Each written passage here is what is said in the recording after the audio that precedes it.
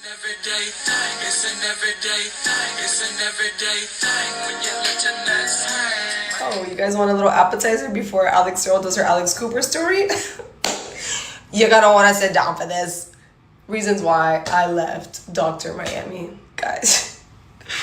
Honestly, I would have never told this story, but every 6 months, like actually clockwork, this man makes a video that references me in like a funny way.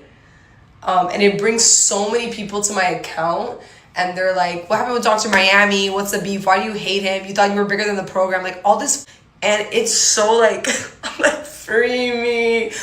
And maybe it took like 2 years for me to figure it out, but like the only person who could free me from this situation is me. Like, and the only way I can be freed is with the truth. So I'm literally just gonna tell you guys, and like, there are parts that are like, what the fuck? And then there are parts that it's just like, yeah, which is also why I never told this story, because you're gonna hear some examples and you're like, what the fuck? But someone's millionaire boss treating them like shit, exploiting them and like undervaluing them is not unique. That is happening everywhere in the world. That is happening every day in America, and it's more often the case than not, which is why like the theories would be coming out, and I'm like, yeah guys, like you're all right. Actually, like everyone is right. So like the reason why I left Dr. Miami is not super dissimilar from why you guys would leave your jobs. Like I guess the only difference is that like it was more personal for me, because when you don't like your boss, when you don't like what they stand for, when you don't like how they treat you, you could just say, "F it, I'm going in, I'm clocking in 9 to 5," and you leave, and you're like, my boss. Whereas like me, I'm not just like doing my job, I'm making everyone think that this guy's goated. Like I'm posing my personality onto him, like making him like making him hella woke, making him like a champion for women's rights and wrongs, like making him a fan of XYZ celebrities. Like I'm giving him like online my personality so that you guys fuck with him, and he couldn't be more opposite from all of that. So I'm like not just like myself being like, yo, fuck this job, but I'm also having you guys think that he's the GOAT, which is crazy. Like I was so good at my job and like making him look that good that there are people to this day who ride him over me. They're like, she thought that she was bigger than the program. I was like, girl, you only think that because I made you think that. Like, what? And I say that humbly. And when I tell this story, I like someone I really admire their storytelling was like Risa Tisa, because I think it's important to acknowledge like your wrongs and the places where like you were at fault and you should have done better. And so like I will, but also the beauty of telling the story 2 years later is that like I think I've calmed down a lot from the situation, and I just want to tell you like how it happened. And I'll tell you like this happened and this is what I thought about the situation. Like my thoughts are not truth, like that's just what I thought, but this happened, okay? So yeah, I think like that part is super important.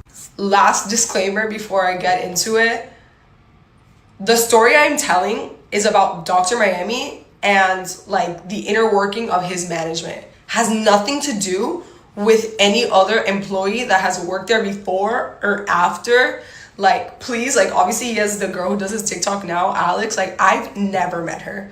Like there's no circle in the Venn diagram. Like, there's no overlap. So like my experience is probably not her experience. Like they probably shaped up before they hired her.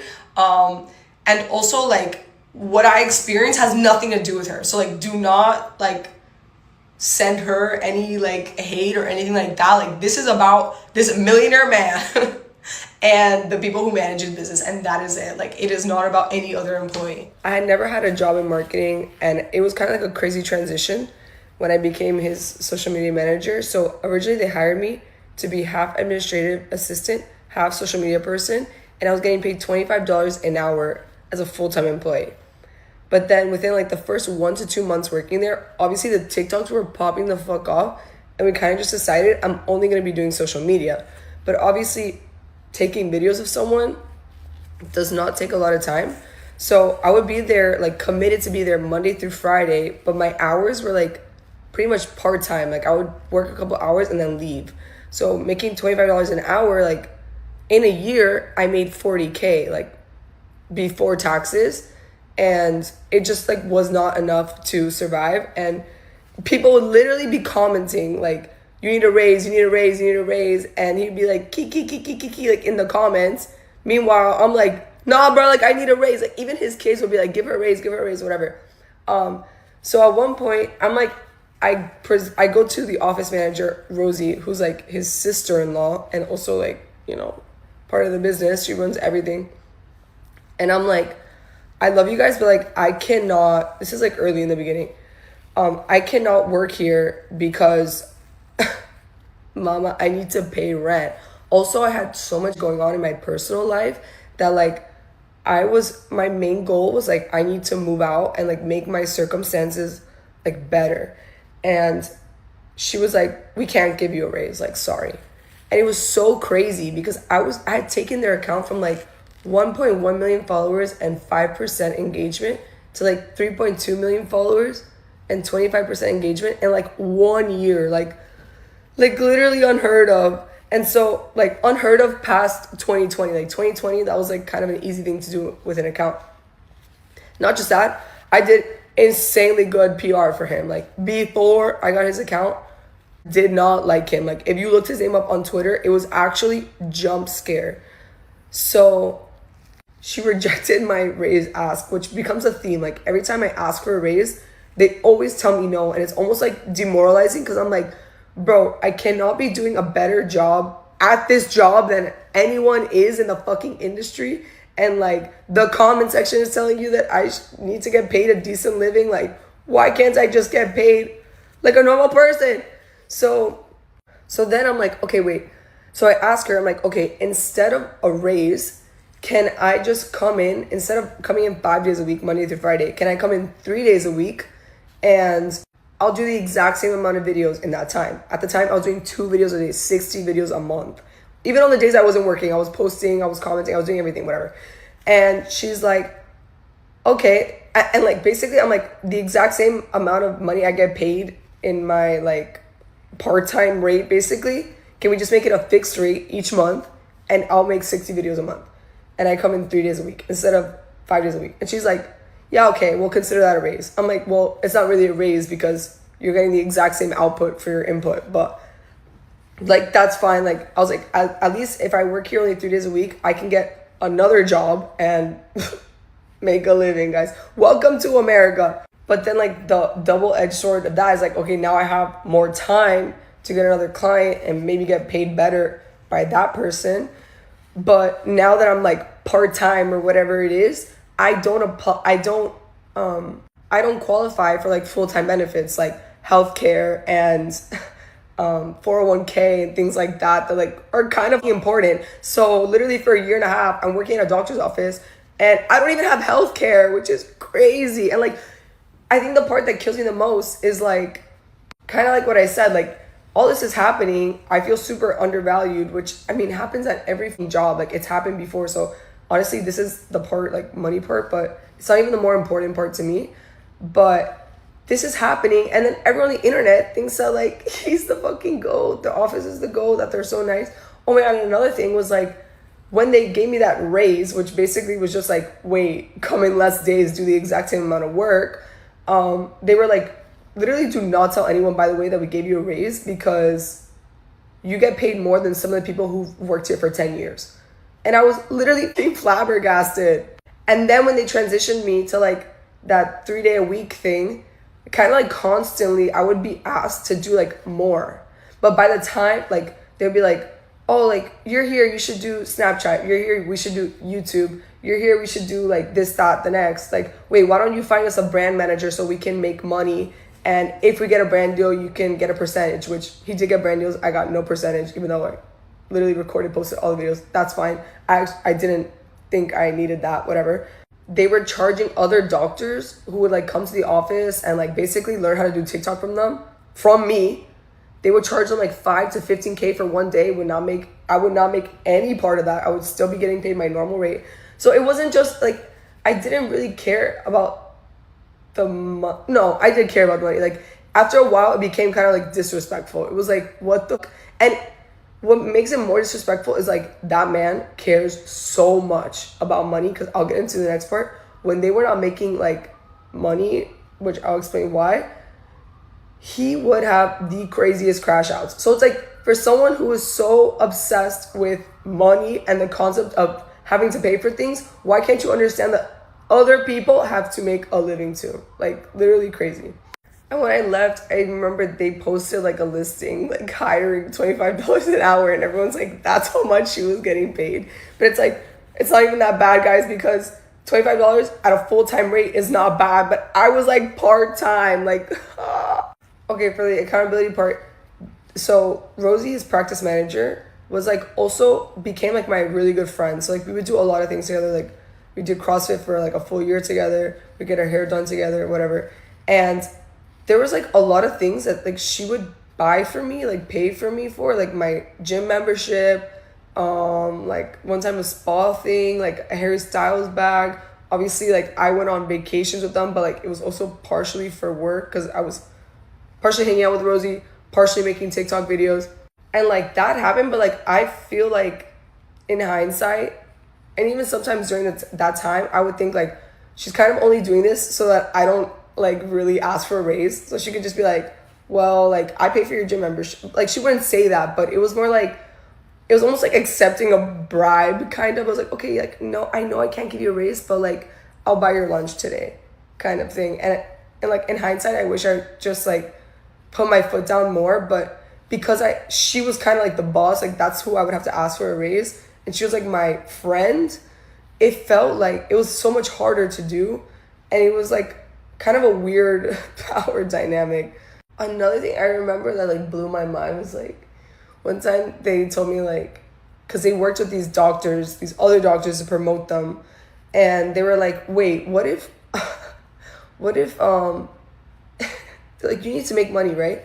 What if we like ask the other doctors if they want your TikTok ideas, and then like they'll pay us and we'll give you a percentage. And I'm like, why would you get the percentage if it's my idea? I was so confused. But again, nothing crazy there, because hello, welcome to every business and every millionaire in America ever, but whatever. Okay, so that is the money part. Now I'm gonna go into the personality, because actually jump scare. This is gonna be his personality.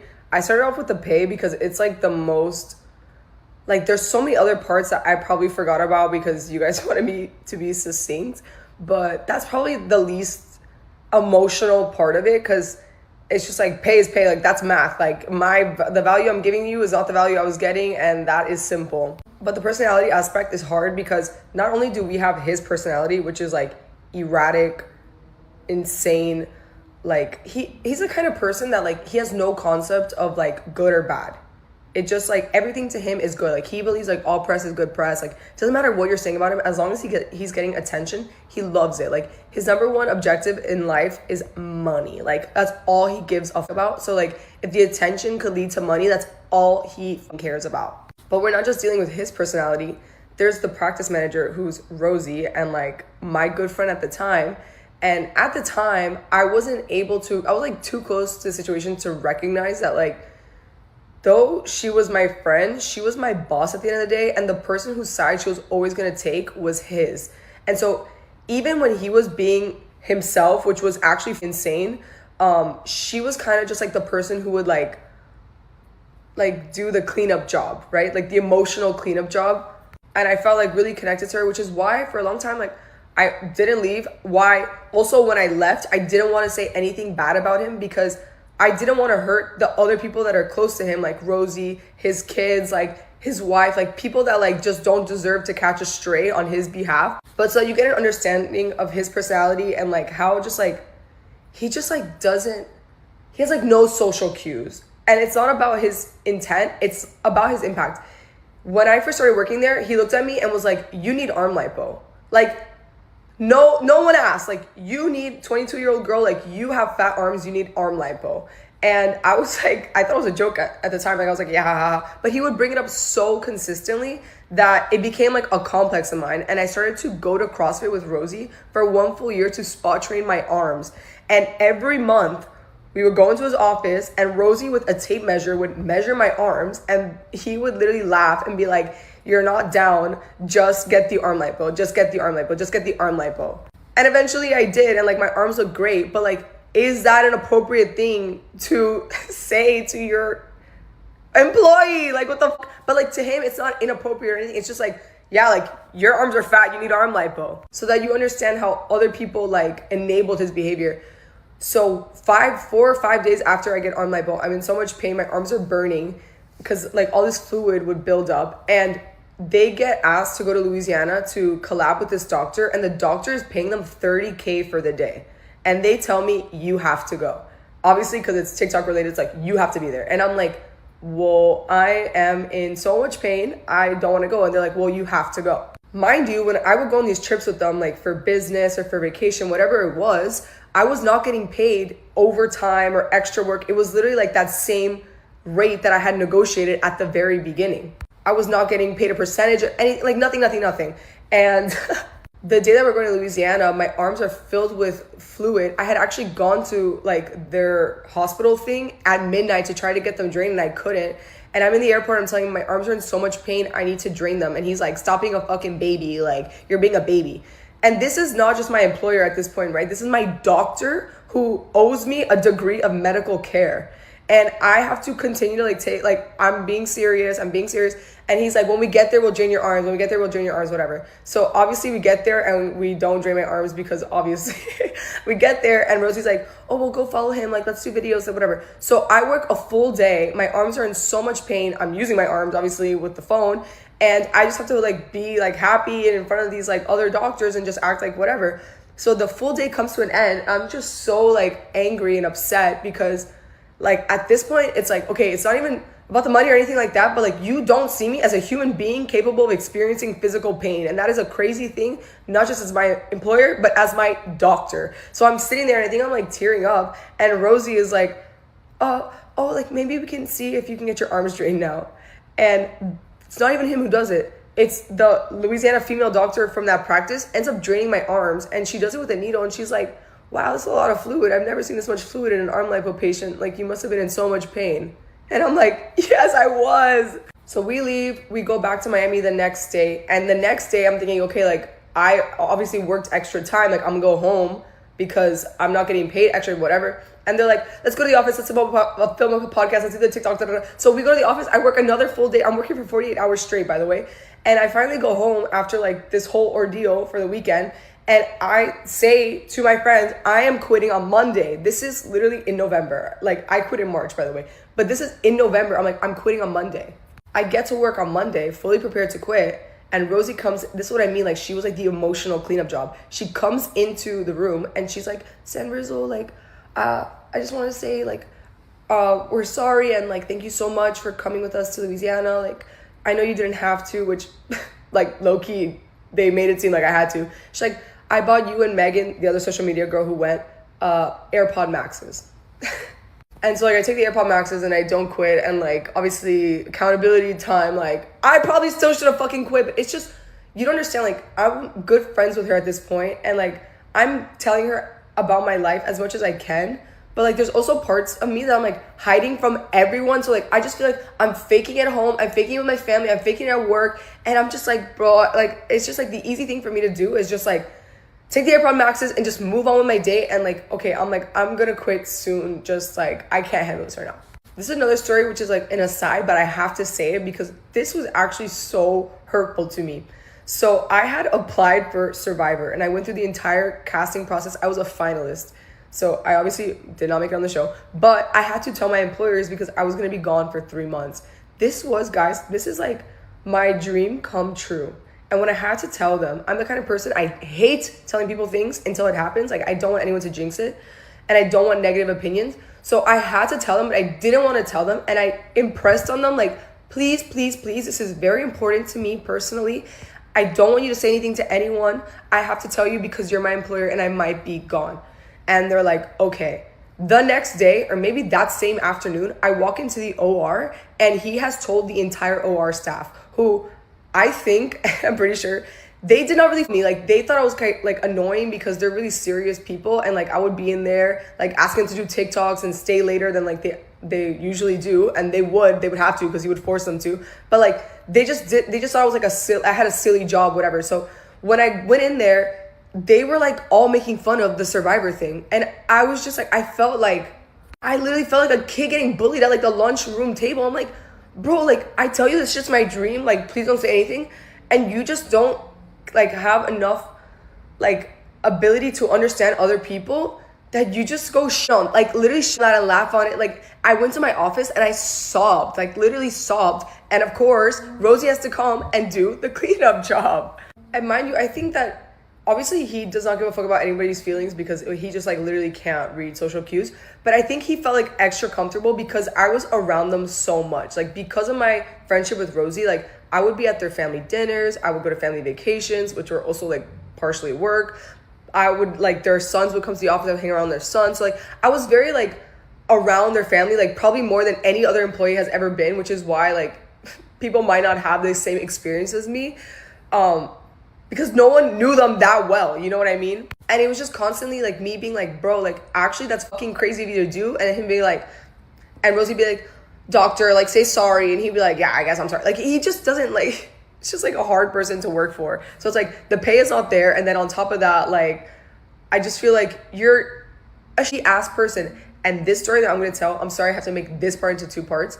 This story I'm going to tell actually puts everything together for you to understand like the kind of person he is and how I felt in that moment, and like how this story is actually fucking crazy. Like this is crazy. I have to talk about my faults in all of this because obviously I'm giving you like a highlight reel of all the bad things that happened, and so like I kind of have to give you a highlight reel of all the ways I was wrong, because 2 years can't pass without someone reflecting deeply on a whole situation and not come to some sort of conclusion that you are complicit and part of your destiny. I feel like George Washington when he was like, I'm nevertheless too sensible of my defects not to think it probable that I may have committed many errors. Like, number one, I fucked up. Like, I should never have had a personal relationship with their family.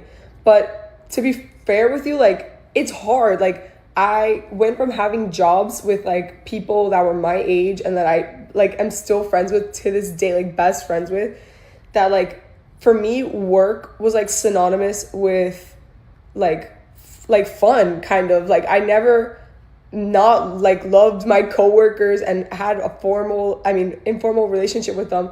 And so like with Rosie, she didn't really seem like my boss. She kind of felt like my friend. I won't say the same about the doctor. Like he was more like Rosie's family member, so I felt like I could talk to him however, but like I didn't really have like obviously a friendship with him, like no way. But with Rosie it was more like I just felt like, yeah, you're my friend, why not? And like we confided so much in each other. And I know everyone's like watching this back and being like, girl, like work is not play, like play is not work. But like when you're 23 and that's like all you've known, that's like how you think. And I don't necessarily believe that work can't be personal, even to this day. But it definitely was like error number 1. And I think what made it so bad was that the personal relationship that I had with Rosie, who was my boss, made it hard for me to like really speak my truth. And that's the problem with like taking work home and like being too personal, is that like when it's just a corporate thing, you can tell someone, go to hell. Like you could be very strict with your standards and your boundaries, and you could talk about money, you could talk about like deliverables and all these things because it's just work. But for me, it wasn't that. And so it was hard for me to really be honest about how I felt, because I didn't want to feel like I just didn't want to feel like I was offending anyone or making anyone feel like they're making me uncomfortable. It's just like really, really weird. And that is my fault. Like I played a part in that. Another thing is I had a boss, her name was Yami. Bro, she told me something that I will forever remember in my life. She said, you are not a tree. She was like, you are not a tree. You are not stuck anywhere. Like you can get up and you can move. And if you don't like something, you should go. And I'm not a tree, and I was never a tree. And there are so many times that I could have just gotten up and left. And I truly, because I've done it before, I truly believe that had I not had all this other going on, I would have. Like, I think it would have happened sooner, but I was just so, like, mentally. And I'm not emotional because of the job. Like, I'm emotional because of, like, I remember how I felt at that time, but, like, about my personal life, I truly feel like had I not been in such a, like, bad place, I could focus on something else. And I couldn't at the time. And lastly, like, I am not too stupid to know that in telling you guys, like, this is not the kind of person that I with. I am admitting that I helped platform someone who I don't think that people would with, you know? So, like, that is also wrongdoing on my part. And there's, like, no excuse for that. I could just only tell you how I felt in the moment, which is, like, I had no support system. I had transitioned into this new career. I had nothing to rely on. I had no, like, support. And for me, it was just like, this is a job. I sometimes might not agree with it, but I need this, like, day to day. And I think that is, like, the thing that most people can relate to, because it's like that is the circumstance for most people in America. It's like you are so inundated with, like, the troubles of day to day that you can't see the bigger picture. And it's like a privilege to be able to, like, take a moral stance sometimes, and doing the right thing sometimes is a privilege. Regardless, it could have been done. I could have done it and I didn't do it. And so with all of that said, that is why I left. Could have left sooner. This is my part. I am, you know, if I gotta give you his side, I gotta give you my side. And yeah, but this is, like, the continuation to, like, his personality. And it's just this one specific story that blew my mind. And I think when this happened, I could not move past this. This was, like, my breaking point, I think, where I was like, the end is near. So I actually misspoke before when I said all he cares about is money. He actually only cares about his family. And he has a humongous family, and he provides for all of them. So he needs money to provide for them. So his bottom line is money, because he needs to finance the whole family, which is commendable, honestly. Regardless, they would go on religious holidays for like 2, 3, 4 weeks at a time. And during that time, the practice would be shut down and they wouldn't be making money because he wasn't doing surgery. And this is not speculation. This is something Rosie told me. When he would come back from these long periods of times, he would be on everyone's ass like Donkey Kong, but like on a different level. And she would be like, it stresses him out that he's not making money during that time. So when he gets back, he's psycho.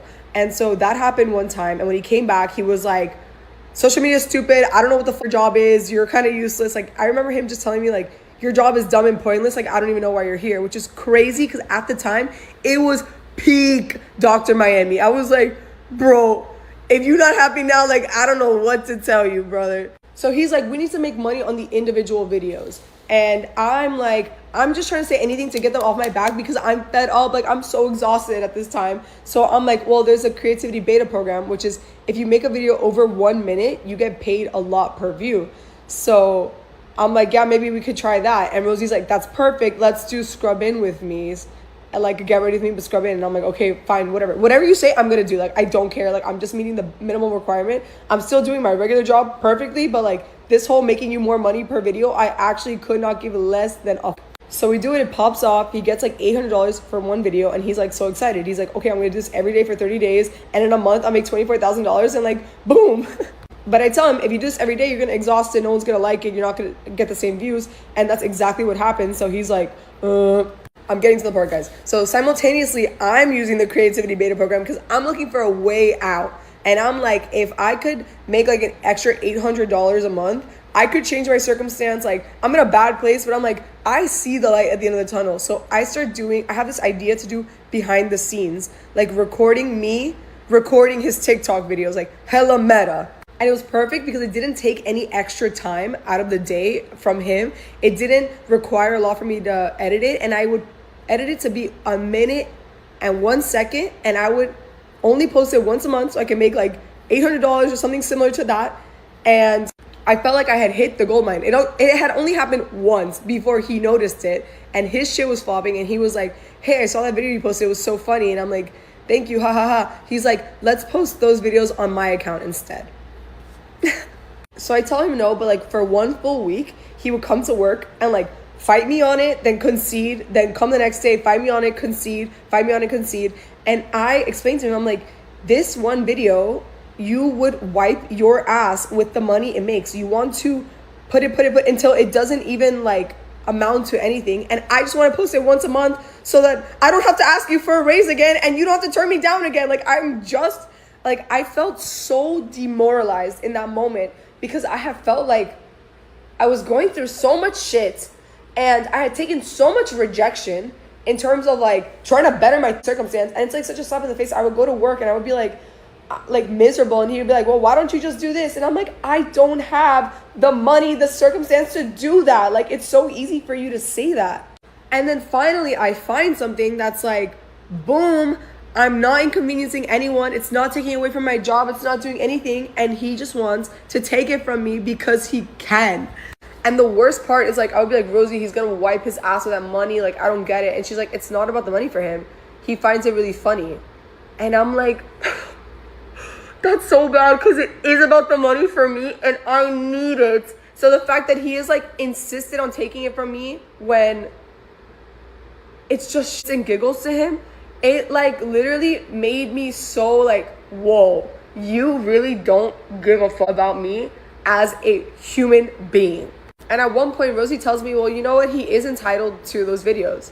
And I'm like, no, he's not. What? I'm in all of your videos. And she's like, well, he's at least entitled to half. And I'm like, how's he entitled to half? And she's like, because he's in your videos. And I'm like, how much money have you guys made from the videos I'm in that I never got a part of? And she's like, that's a part of your employment. And I was like, well, a part of my employment contract, part of the reason you hired me is because I had my own following. And it was an understanding that he would be in my content and I would be in his content. But he's never been in my content because I don't post, because I'm so obsessed with your account and Bella's account and everyone else's account that like, we've never even crossed that bridge. So she's like, you know what, you're right, but like there's no like winning with him. I'm gonna try to talk to him, whatever. So because again, like I don't even know what I was thinking, but I was like, I tell him, I'm like, I get it, like you think it's funny, like I'm going to make 2 behind the scenes. I'm gonna post one for me this weekend and one on your account this weekend. And that's the plan. That weekend, it's Sunday. It's the only day a week that I don't like talk to anyone that I work with. Like I just post the videos and I go about my business. And he texts me and he's like, are you gonna post a TikTok? And I'm like, yes. And he's like, the Queen Charlotte one? And I'm like, no, the Queen Charlotte one is for my account. The OR one is for your account. Like we talked about this. And he's like, I want both. And I was just like, why are you doing this? Like I literally said to him, I'm like, no, like why are you being so greedy? And he's like, stop being a baby and just do what your boss says. And for me, it was just like, this is you. Like, this is you as a person. Like, no matter how many times someone explains something to you, no matter how many boundaries they try to put, you don't care. The only thing you care about is what's right in your mind. And what's right in your mind is shits and giggles and popularity and being funny and making money and all these things. But like when there's a real person in front of you who is like helping you be successful day in, day out, and they're asking you for like the bare minimum, which is to just let them have something that they're entitled to and doesn't take away from you, you refuse to let them have it. But so you understand the timeline. That happened in October. My arm lipo happened in October. The trip to Louisiana happened in November. The AirPod Maxes happened in November. It was like my family stuff began in September. So like it was the end of the year that was just so bad for me. But like each thing was just like one after the other, after the other, after the other. And I was just like, this is so bad. I have to go dark. Like I was just like, I just need to put my head down and just continue because I can't until March comes around and then it comes a day that I finally fucking quit. This is politics. Now you guys know I'm the woker. I've been the woker since I started this account. I was posting in 2020, no followers, no audience. If I believe some shit, I'm gonna say it. And is this the first boss I've had that couldn't be more diametrically opposed to me politically? No.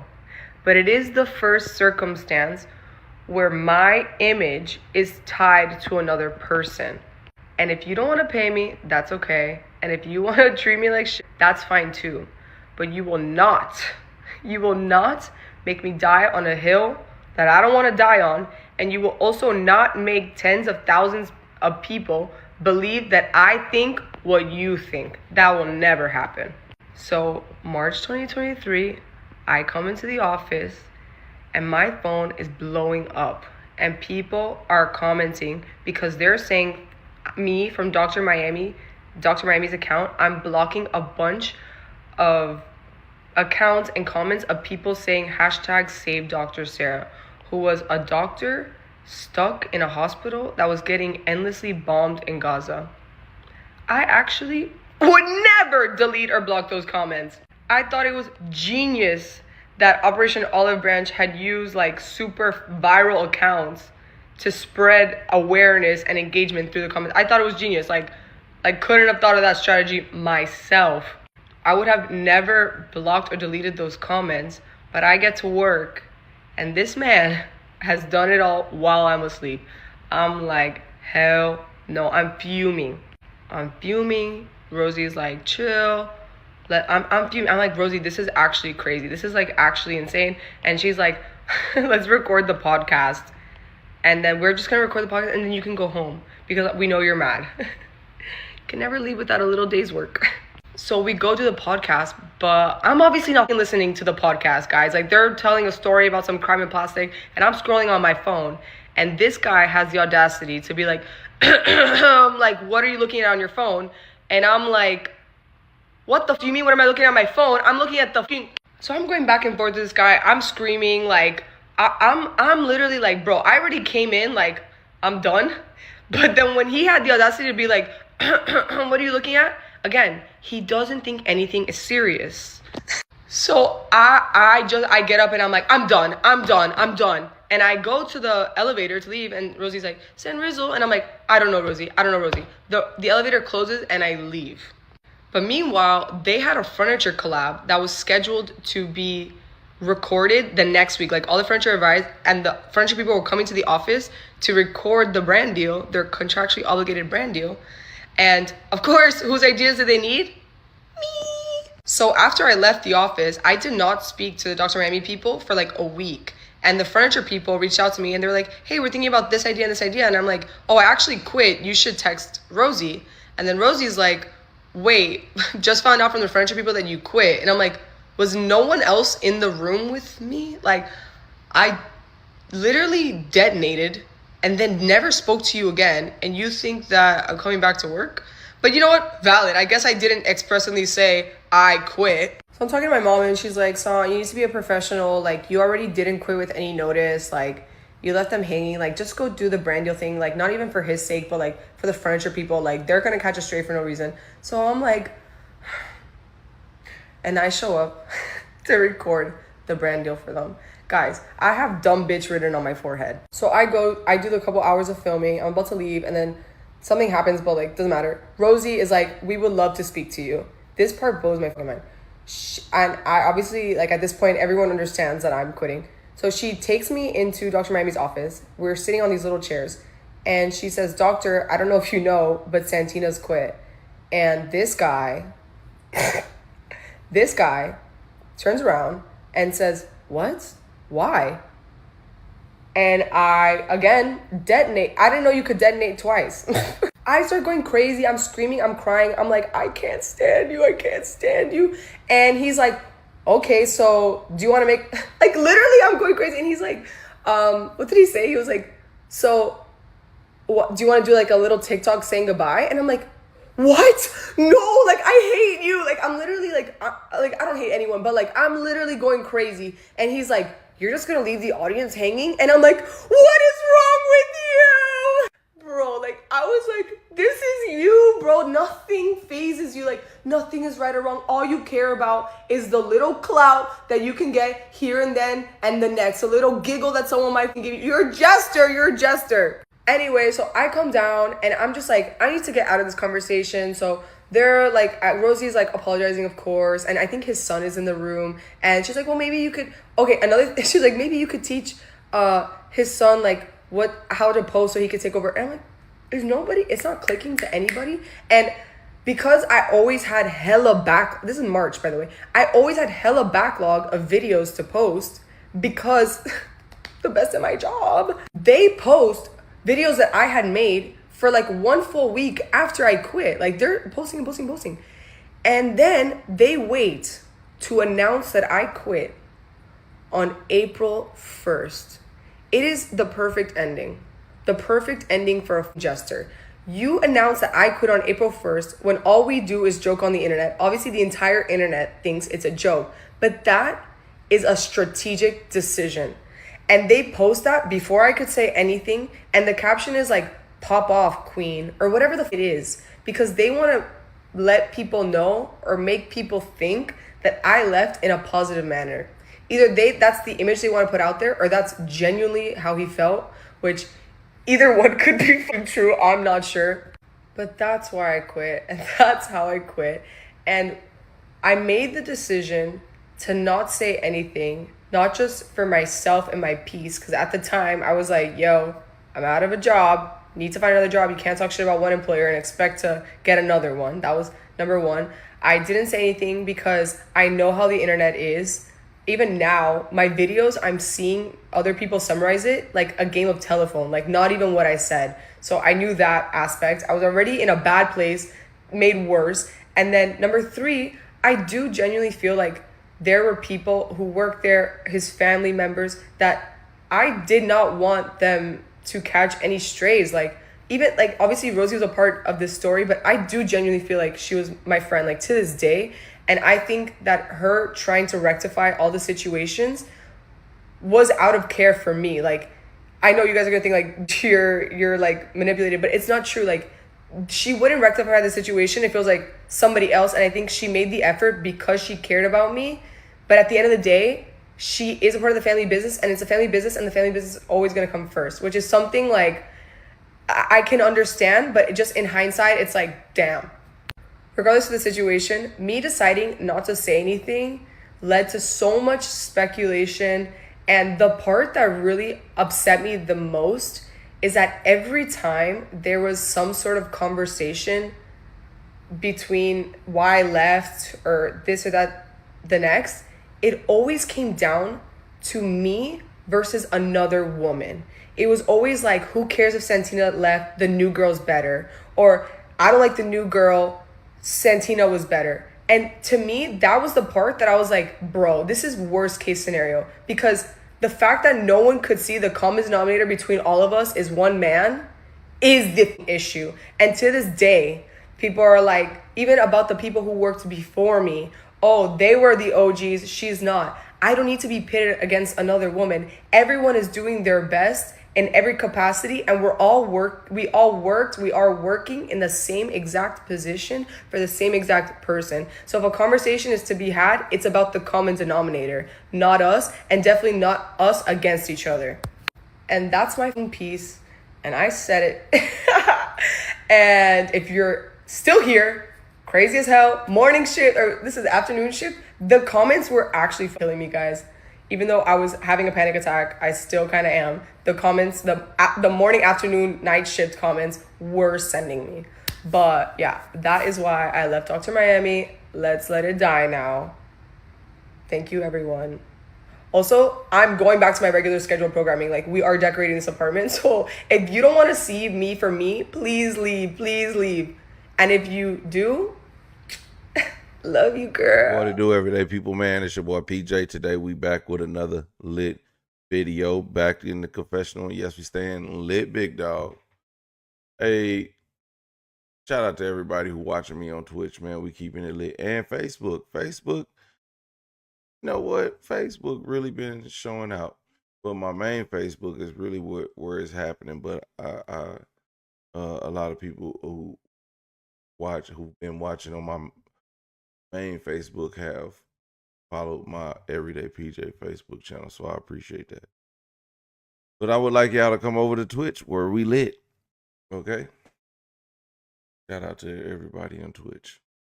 But man, listen. The person who I'm most angry at in this whole ordeal, and Kenzen says it, is the mama. The mama says, hey, why don't you go back and help them? Don't just quit. Go help them get this brand deal. I ain't getting $1 out of this. They're not paying me to do this. Why would I go help them? Hey, sometimes you got to leave people where they at. She knew the deal and she still went for it. But oh well. Live and you learn.